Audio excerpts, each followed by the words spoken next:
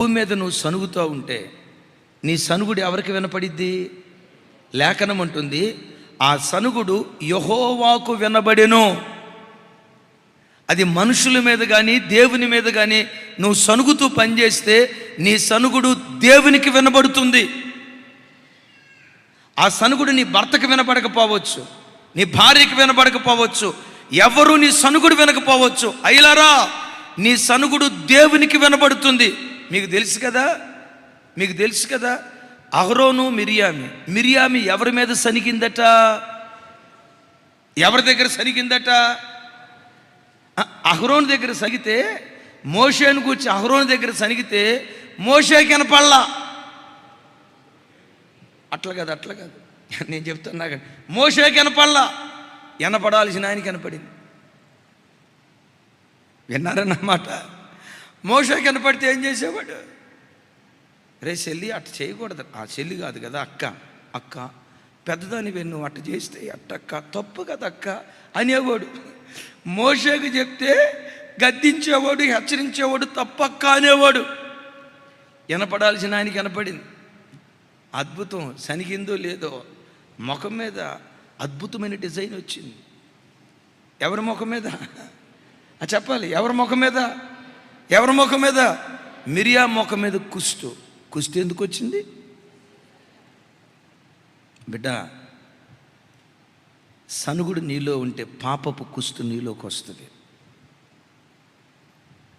మనుషుల మీద కానీ, వ్యక్తుల మీద కానీ, ఉద్యోగ స్థలాల్లో కానీ అన్నిటికి మించి దేవుని మీద మనం సనుగుద్దాం.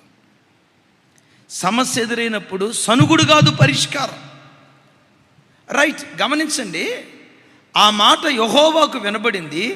యెహోవా దాన్ని వినినప్పుడు ఆయన కోపము అనండి రగులు కోటం అంటే ఏంటి బాబోయ్? ఇంతకీ దేవుని కోపం రగులుకునే అంత పాపం వీళ్ళు ఏం చేశారు? మర్డర్ చేశారా? బ్రాందీ షాప్కి వెళ్ళారా? ఏమంటే ఎస్బీఐలో లూటీ చేశారా? ఓ 10 మందిని నరహత్య చేశారా? లేదు. ఏం చేశారు వాళ్ళు? కొంచెం గట్టిగా సనిగితే యెహోవా కోపము రగులుకుందట. నీ భర్త చెడ్డోడే, పద్దాకలు కూర్చొని మొదనష్టపోడు దొరికాడు, నాకే ఇట్లాంటి దొరికాడు అని అనుకో. నీ కోడలి గయ్యాలిదే, ఆయాసపడుకో. నీ చుట్టూతో ఉన్న వ్యక్తులు మూర్ఖులు, నేను కాదన్నాం, ఆయాసపడుకో. నిన్ను ఆ స్థలానికి ఎందుకు పంపించాడో తెలుసా? క్షామం కలిగిన ఆ స్థలానికి నిన్ను పంపించడం వెనుక దేవుని ఉద్దేశం, నీవు అడుగు పెట్టడం ద్వారా క్షామం కలిగిన ఆ స్థలం భవిష్యత్తులో క్షేమం కలిగిన స్థలానికి మార్చాలని. భక్తి లేని ఆ స్థలం నీ ద్వారా భక్తి లేని ఆ స్థలం నీ ఉనికి ద్వారా, నీ స్తుతి ద్వారా, నీ ప్రార్థన ద్వారా ఆ స్థలాలు భక్తితో నింపబడాలి. ఇది నీ పట్ల దేవునికి ఉన్న ఉద్దేశం. యేసయ్యకు మహిమ కలుగును గాక. ఎంత చెడ్డోడైనా సనక్కో. నాకు తెలిసి మీ క్యాలిక్యులేషన్లో తప్పాము, కానీ నా క్యాలిక్యులేషన్ భూమి మీద చెడ్డోడు ఎవడూ లేడు సార్. భూమి మీద చెడ్డోడు ఎవడూ లేడు. ఒప్పుకుంటారు దీనికి? మీరు ఒప్పుకుంటే ఎంత, ఒప్పుకోకపోతే ఎంత, మీ మార్కులు నాకెందుకు? అదే సమయంలో భూమి మీద 100కు 100 రూపాయలు మంచోడు ఎవడు లేడు. ఒకవేళ భూమి మీద 100కు 100 రూపాయలు మంచోడు ఎవరైనా ఉన్నారంటే ఒకే ఒక్క వ్యక్తి, మన ఆరాధ్య దైవం ప్రభు అయిన యేసుక్రీస్తు వారు. ఆయన తప్ప సంపూర్ణ మంచితనం కలిగిన వాడు ఎవ్వడూ భూమి మీద లేడు. అయితే ఒక మాట అంట, ఏ మనిషిలోనైనా చెడు కంటే మంచే ఎక్కువ. మీరు ఒప్పుకుంటారు, ఒప్పుకోరా? మీరు ఒప్పుకుంటే ఎంతో, ఒప్పుకోకపోతే నాకెంత.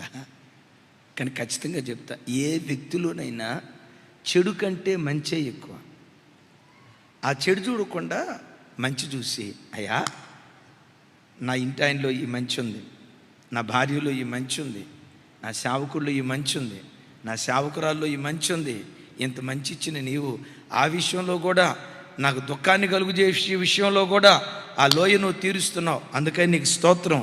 తీర్చినందుకై నీకు స్తోత్రం, మార్చినందుకై అన్నాడు గట్టిగా. ఆ లోయ కూడా పూడ్చినందుకై వంకరి మార్గాన్ని తినని చేసినందుకై, గరుకు మార్గాన్ని నునుపు చేసినందుకై, లోయలన్నీ పూడ్చినందుకై, పర్వతాలు చదును భూమిగా మార్చినందుకై, నువ్వు మార్చినందుకై అని ఆ స్తుతి నీ స్థితి మార్చకపోతే నన్ను అడుగు. శనిగేవా? మండుతున్న మంట మీద పెట్రోల్ పోస్తే ఏమైతే బగ్గుమంటది. శనిగేవా? దేవుని కోపం నీ మీద బగ్గుమంటది, జాగ్రత్త. సమస్యలు మోషేకు వచ్చాయి, ఇశ్రాయేలీలకు వచ్చాయి. ఇశ్రాయేలీలు ఏం చేశారు? శనిగారు. మోషే ఏం చేశాడు? అవునరా, నిజమేరా మీరు చెప్పేది, దేవుడు నడిపించినట్టే నడిపించి అద్భుతం చేసినట్టే చేసి మరలా మారా ఇచ్చాడురా, ఏం దేవుడురా ఈ దేవుడు అని అనలా. ఏం చేశాడు? మోషే యెహోవాకు మొరపెట్టగా. దైవజనమా, నా వైపు చూడండి.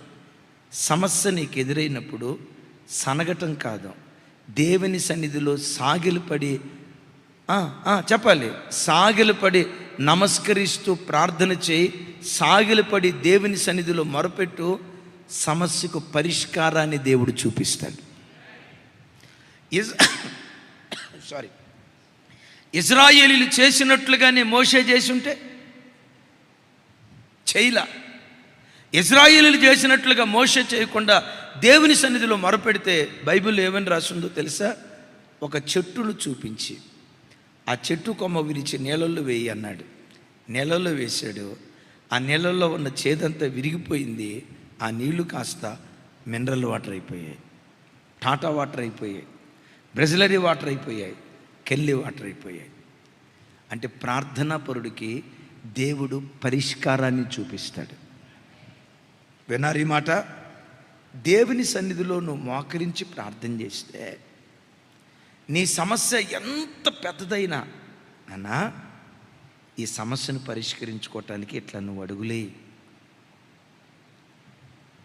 నీ ఆధ్యాత్మిక జీవితంలో ఉన్న ఈ ఇబ్బందిని పరిష్కరించుకోవటానికి ఎలాంటి నిర్ణయాలు తీసుకో, ఇలా మాట్లాడు, నీ అధికారి దగ్గర ఇలా మాట్లాడు, ఇలా ప్రవర్తించు అని నువ్వు దేవుని సన్నిధిలో ప్రార్థనలో మోకరిస్తే ఆ ప్రార్థనలో పరిష్కార సూత్రాలు దేవుడు తెలియజేస్తాడు.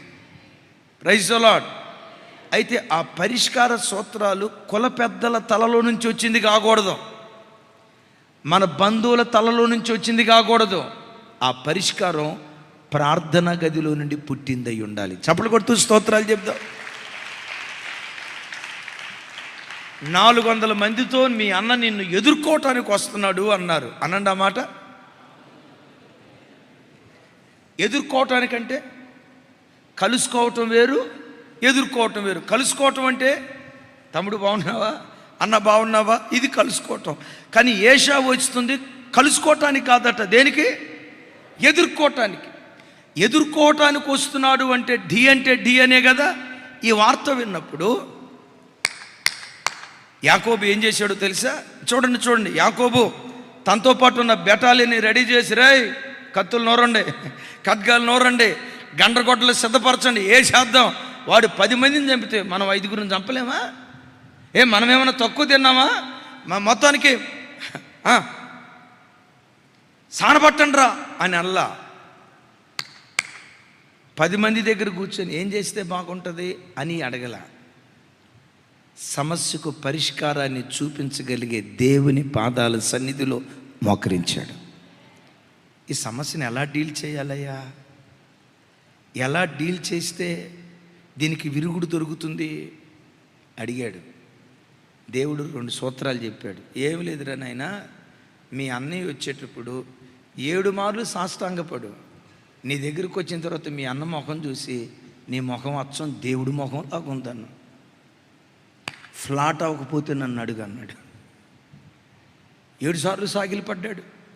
ఆ సాగిలి పడే ముందు కానుక పంపించాడు.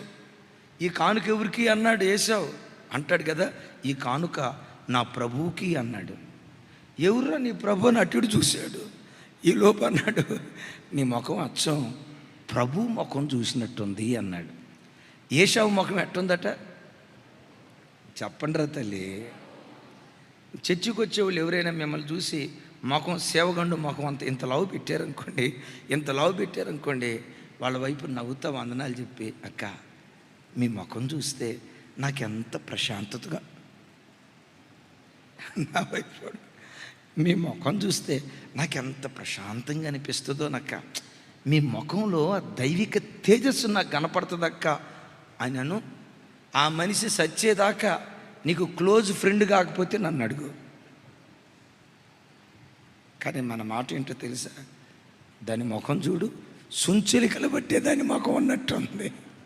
దాని ముఖం అసలు దాని ముఖం చూస్తేనే నా ఒంటి మీద అనండి తేళ్ళు పారేడుతున్నాయా, కొడతాయి జాగ్రత్త. ఆడు ముఖం చూస్తేనే, అసలు దాని ముఖం చూస్తేనే నాకు తేలు పావులు తేలు చిర్ర పారేడినట్టు అనిపిస్తుంది. ఎట్టాగే కదా లేనిపోయిన గొడవలు తెచ్చుకునేది. నా మాట నమ్మండి, ప్రార్థనాపరుడు మాటలు ఎప్పుడు ప్రత్యేకంగానే ఉంటాయి. అందరూ మాట్లాడినట్టు ప్రార్థనాపరుడు మాట్లాడడం దేవుని సన్నిధిలో మోకరించి ప్రార్థనలో గడిపేవాడి మాటలు ఎప్పుడూ నొప్పించు. ఒకవేళ నొప్పించినా ఆ మాట ఒప్పించేటట్లుగా దేవుడు చేస్తాడు. కొంచెం గట్టిగా చెప్తాం ఆమెన్. ప్రార్థనాపరుడు మాటలు ఎప్పుడు ఒక ప్రత్యేకంగా ఉంటాయి. అమ్మో ఆమె నోట్లో నోరేయకూడదు, ఆ మాట రాదు. అక్క ఎంత జ్ఞానంగా మాట్లాడుతుందోరా, ఎంత తెలివిగా సమస్య పరిష్కరిస్తుందోరా. అలాంటి దైవికమైన మాటలు అందరికీ రావండి. ఎవరు దేవుని సన్నిధిలో ప్రార్థనలో గడుపుతారో వారి మాటలే ప్రత్యేకంగా ఉంటాయి. ఇంకో మాట చెప్పమంటారా, ప్రార్థన గదిలో గడిపేవాడు నేల మట్టుకు తగ్గించుకుంటాడు. టకమని చెప్పండి, ఎన్నిసార్లు సాగిలు పడ్డాడు?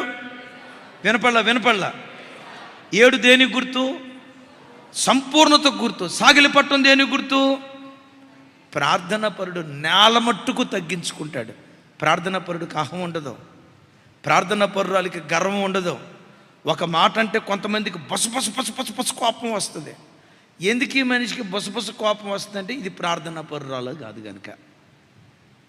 ఒక మాట అంటంతో కొంతమంది మొఖాలు టచ్ స్క్రీన్ లాగా రంగులు మారిపోతాయి. ఇప్పుడు టచ్ స్క్రీన్ ఉందనుకోండి, అట్లా టచ్ అయితే చాలు రంగులు మారిపోతాయి. నువ్వు ప్రార్థనా పరుడు అయితే అహం, గర్వం, తొందరపడతాను ఇవేవి లేకుండా నేల మట్టుకు తగ్గించుకునే కృప దేవుడు ఇస్తాడు. బిడ్డలారా, ఒక విలువైన మాట చెప్పి నేను ముగింపుకి వెళ్తా. జీవితంలో నువ్వు ఏ సమస్యతో వచ్చినా నమ్ము ఈ మాట, నీకు సమస్య రాకమునిపే పరిష్కారాన్ని కూడా దేవుడు దాచిపెట్టించాడు. ప్రశ్న ఇప్పుడు సమాధానంలో నుంచి ఉత్పన్నమవుతుంది. ఆమెనానండి? ప్రశ్న ఇప్పుడు ఏం చెప్పాను? ప్రశ్న ఎప్పుడు సమాధానంలో నుండే ఉత్పన్నమవుతుంది. తెలంగాణ రాష్ట్ర ముఖ్యమంత్రి ఎవరు అంటే ఆ ముఖ్యమంత్రి పోస్ట్ ఒకటి ఉండటాన్ని బట్టే కదా ప్రశ్న వచ్చింది. ముఖ్యమంత్రి ఒక ఆయన ఉండటాన్ని బట్టే కదా ప్రశ్న వచ్చింది. అంత సీరియస్గా చూస్తున్నారండి? భారతదేశ ప్రధానమంత్రి ఎవరు? ప్రధానమంత్రి ఉంటేనే ప్రశ్న ఉంటుందా, లేకపోయినా ప్రశ్న ఉంటుందా? ఏమండి, జవాబు లేని ప్రశ్న ప్రశ్నే కాదు. జీవితంలో నువ్వు ఏ సమస్య అనుభవిస్తున్నా నమ్ము, నీ సమస్యకు ముందే దేవుడు పరిష్కారాన్ని దాచిపెట్టించాడు. నువ్వు ప్రార్థన చేయి, పరిష్కార మార్గాన్ని దేవుడు చూపిస్తాడు. హల్లెలూయా. మ్యాక్సిమం ఇక్కడ చదువుకున్న వాళ్ళు అందరూ ఉన్నారు. ఏమండి, పాఠ్యభాగం ఉంటుంది కదా, పాఠ్యభాగానికి ముందు ప్రశ్నలు ఉంటాయా, పాఠ్యభాగం అంతా అయిపోయిన తర్వాత ప్రశ్నలు ఉంటాయా? కొంచెం పెద్దగా చెప్పండి సార్. ప్రశ్నలు ఎక్కడుంటాయి? పాఠం యొక్క చివరిలో. పాఠం చివరిలో ప్రశ్నలు ఉన్నాయంటే సమాధానాలు ఎక్కడున్నాయి? నువ్వు ఏ సమస్యతో ఈ మధ్యాహ్నం కూర్చున్నా నమ్ము, నీ సమస్యకు ముందే దేవుడు పరిష్కారాన్ని దాచిపెట్టాడు. ప్రార్థన చేయి, తగిన కాలమందు దేవుడు దాన్ని బయలుపరుస్తాడు. తగిన కాలమందు దేవుడు దాన్ని వెల్లడి చేస్తాడు. యేసయ్యకు మహిమ కలుగును గాక. యోనా ముందు పుట్టాడా? యోనా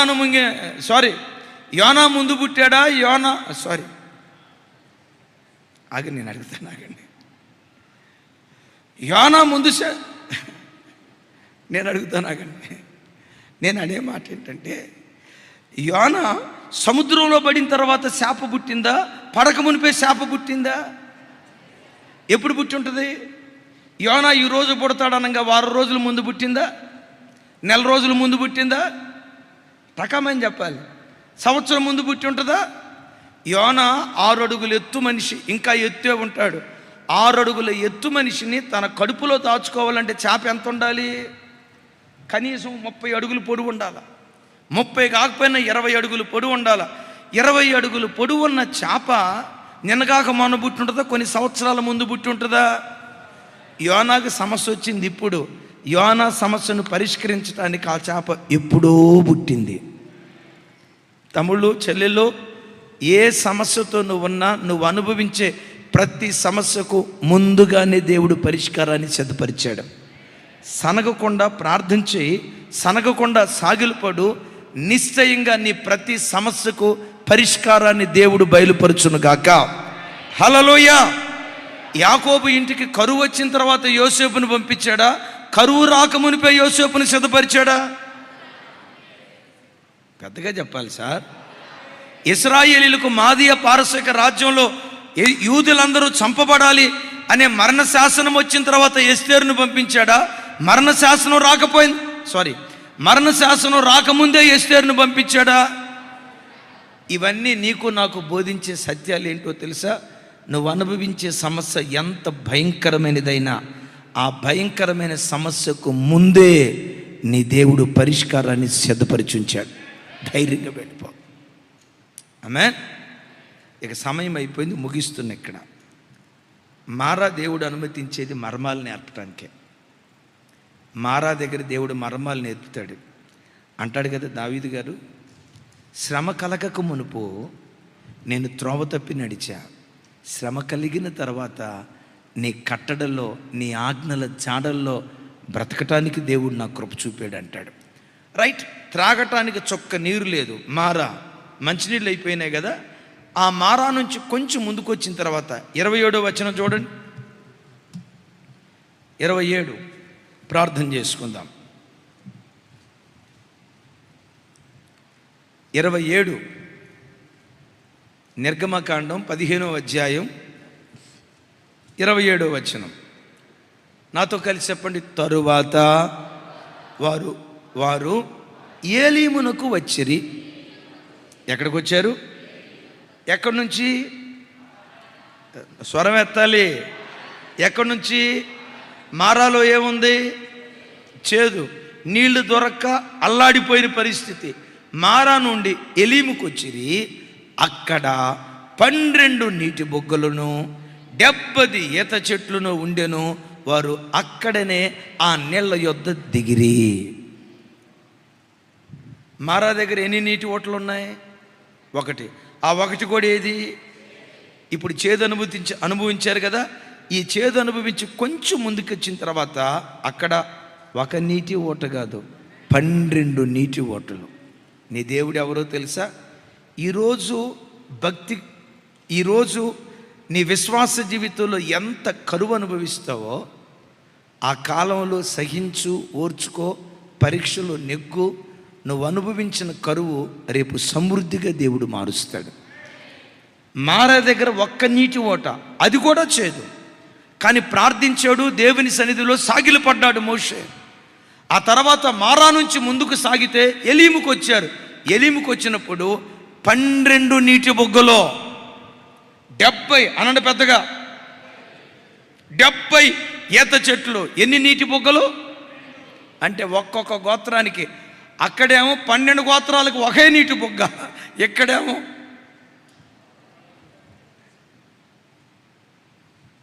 ఒక్కొక్క గోత్రానికి ఒక్కొక్క నీటి బొగ్గ ఇచ్చాడు. ఈరోజు కరువును అనుభవిస్తున్నావు అంటే నమ్ము, రేపు దేవుడు భవిష్యత్తులో నేను సమృద్ధిలోకి నడిపిస్తాడు. ఆయన సమృద్ధిలోకి నడిపిస్తాడు ఆయన. అందుకని కీర్తనలో ఒక మాట రాసి ఉంటుంది, 66:12. కీర్తనల గ్రంథం చూడండి, 66:12.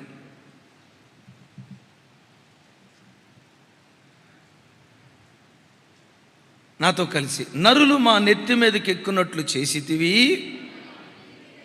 నిప్పులలోనూ నీళ్ళల్లోనూ పడితిమి, అయినను నీవు సమృద్ధి గల చోటికి మమ్మను రప్పించి ఉన్నావు. ఎక్కడికి రప్పించాడట? అయితే సమృద్ధి గల చోటికి ఒకేసారి దేవుడు తీసుకెళ్ళడం. ముందేం చేశాడట, నరులు మా నెత్తి మీదకి ఎక్కారు, తబలా వాయించారయ్యా, మా నెత్తి మీదకి ఎక్కేటట్లు చేసావు, మమ్మల్ని నిప్పుల్లో పడేసావు, మమ్మల్ని నీళ్ళల్లో పడేసావు. అయితే నిప్పుల్లో నీళ్ళల్లో మమ్మల్ని వదిలిపెట్టలేదయ్యా, ఆ తర్వాత సమృద్ధి గల చోటుకి మమ్మల్ని నడిపించాం. ఈ వాక్యం మనందరి జీవితాల్లో దేవుడు నెరవేర్చునుగాక. అలా నెరవేర్చాలంటే ముగిస్తున్నా, సమస్య వచ్చినప్పుడు సనగటం కాదు పరిష్కారం, సాగిలపడి ప్రార్థన చేయటం పరిష్కారం. ఆ ఒక్కటి నువ్వు చేయి, నరులు నెత్తి మీదకి ఎక్కిన, నీళ్లలో నిప్పుల్లో పడ్డా, ఆ తర్వాత సమృద్ధి గల చోటికి దేవుడు మనల్ని తోడుకొని వెళ్ళునుగాక.